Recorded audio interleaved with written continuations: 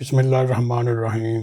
دوستو، آج کل پوری دنیا میں، خاص طور پر مسلم دنیا میں ایک نئی پیش قدمی ہو رہی ہے اور اسلامی ممالک تاریخ کے ایک نئے موڑ پر ہیں، اور وہ عرب اور اسرائیل میں فاصلے سمٹے نظر آ رہے ہیں۔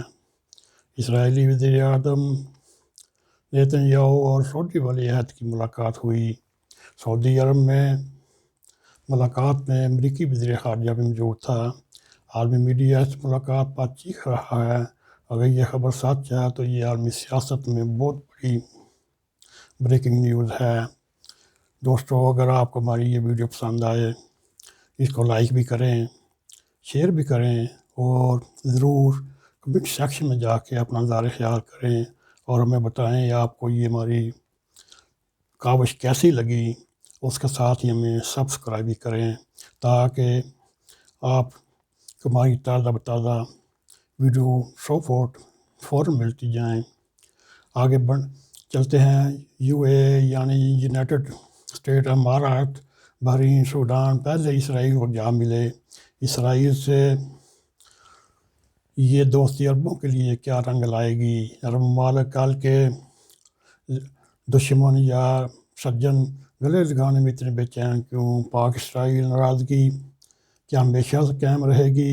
نئی عالمی سیاسی ڈیولپمنٹ میں اقلیت کے لیے خوشی کا باعث ہے، اکثریت کے لیے بے چینی بھی لا رہا ہے۔ حالیہ بدلتے حالات پر اٹھنے والے سوالات بھی جواب طلب ہیں۔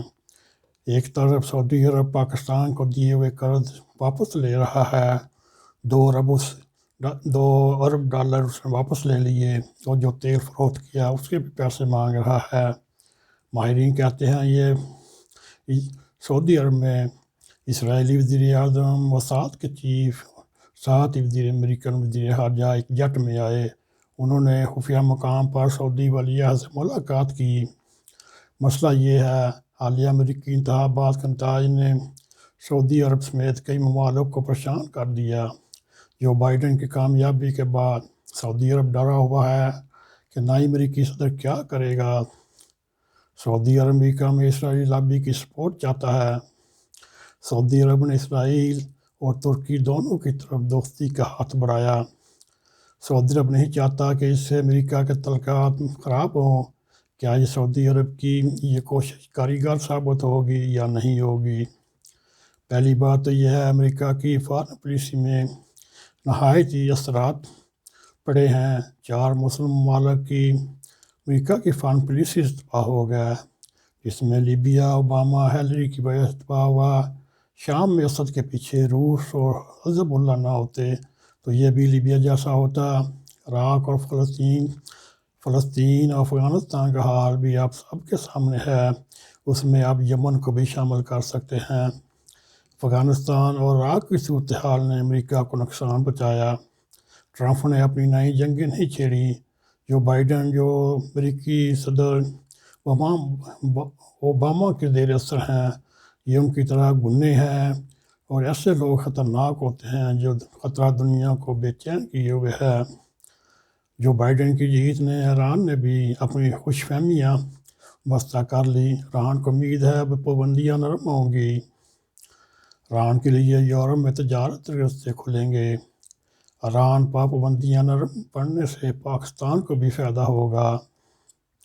پاکستان کا مال ایران جائے گا، ایران کا مال پاکستان آئے گا۔ سعودی عرب خطے میں ایران کا اثر روکنا چاہتا ہے۔ اسرائیل کو اگر کوئی آنکھ دکھا سکتا ہے تو وہ ایران اور ترکی ہیں۔ سعودی عرب کی ایران سے بنے گی نہیں، کہتے ہیں دشمن کا دشمن دوست۔ سعودی عرب بھی اسی پالیسی کے تحت اپنے درینہ پالیسی کو قربان کر رہا ہے۔ سوال یہ ہے، یا پاکستان کے دوست اسرائیل سے محبت اور دوستی کی پینگیں بڑھا رہے ہیں، تو کیا پاکستان اس دوڑ میں پیچھے رہے گا؟ کیا پاک اسرائیل ناراضگی کیا ہمیشہ قائم رہے گی؟ وزیر اعظم عمران خان کا فلسطین پر موقف پوری قوم کا موقف ہے، جس میں انہوں نے کہا اسرائیل سے تعلقات پر ہماری پالیسی وہی ہے جو بنی پاکستان کی ہے۔ بنی پاکستان ہمیشہ اسرائیل کے تعلقات کو رد کرتے رہے، وہ تو کہتے تھے یہ امت کے قلم میں خنجر گسا لیا، یہ ایک ناجائز ریاست ہے جسے پاکستان کبھی تسلیم نہیں کرے گا۔ مگر عمران خان کے لیے یہ کیوں ضروری ہے؟ ہمارا موقف عرب لیگ یا OIC سے موقف سے نہیں جوڑا جا سکتا۔ ہمارا موقف تو بانی پاکستان قائد اعظم کے موقف پر قائم ہے۔ پاکستان اگر فلسطین کی پالیسی سے پیچھے ہٹتا ہے تو وہ کشمیر پالیسی سے بھی ہٹ جائے گا، جو ویسے ہی عمران خان صاحب نے پلیٹ میں رکھ کے مودی کو پیش کر دیا۔ پاکستان وہ غیر عرب ملک ہے جس نے اسرائیل کے خلاف 2 جنگوں میں حصہ لیا۔ پاکستان کی فارن پالیسی واضح ہے جسے بدلا نہیں جا سکتا، لیکن ہمارے وزیر اعظم ہر معاملے میں موقف بڑھنے اور یو ٹرن لینے میں ثانی نہیں دیتے، اور ساتھ ہی کہتے ہیں نعوذ باللہ یہ صلح حدیبیہ والا یو ٹرن ہے۔ یوں ہی سعودی ولی عہد کی اسرائیلی وزیر اعظم سے ملاقات کی خبر آئی، پاکستان میں ایک مخصوص گروہ کو اسرائیل کو تسلیم کر لینے کے لیے اتفاق رائے قائم کرنے کے لیے لگا دیا گیا۔ قبول ہے کہ مشن پر محسوس دانشوروں اور صحافیوں کی لابی نے کام شروع کر دیا۔ حکومت نے سوشل میڈیا کے ذریعے پتہ پھینکنا شروع کر دیے۔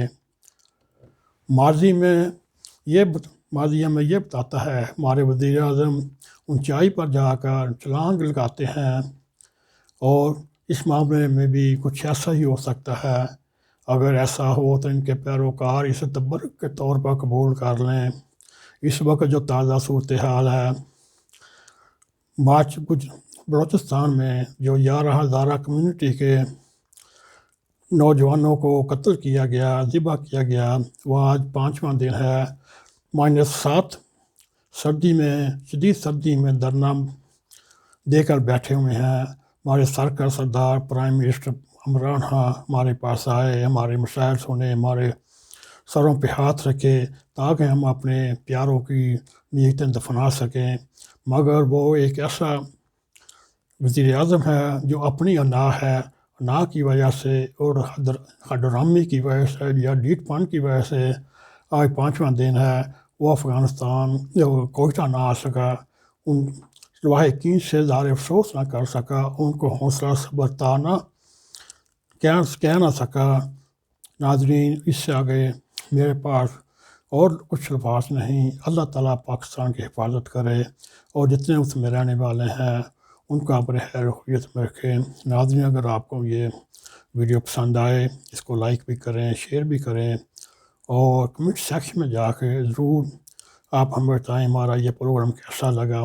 اس کے ساتھ ہی ہمیں سبسکرائب کریں اور بیل آئیکن کو پریس کریں تاکہ ہماری تازہ ویڈیو آپ تک فوراً پہنچتی جائیں۔